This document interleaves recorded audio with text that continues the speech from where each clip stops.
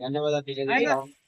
తప్పకుండా 10 ఏళ్ల కేసీఆర్ గారి పాలన ఎట్లయితే ఉందో ఆనాటి సంక్షేమాన్ని కేటీ రామారావు గారి నాయకత్వంలో సిరిసిల్ల ప్రజలకు జరిగిన సంక్షేమాన్ని దృష్టిలో పెట్టుకుని సిరిసిల్ల పట్టణానికి జరిగిన అభివృద్ధి దృష్టిలో పెట్టుకుని ఓటర్లందరూ కూడా దీవించి ఆశీర్వదించి సిరిసిల్ల మున్సిపల్ పీఠం మీద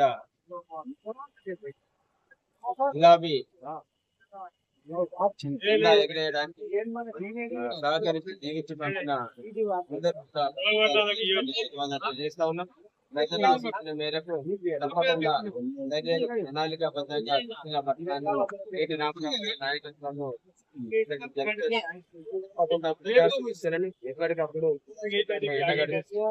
అధికార కాంగ్రెస్ కావచ్చు సిరిసిల్ల పట్టణానికి రావాల్సిన నిధులను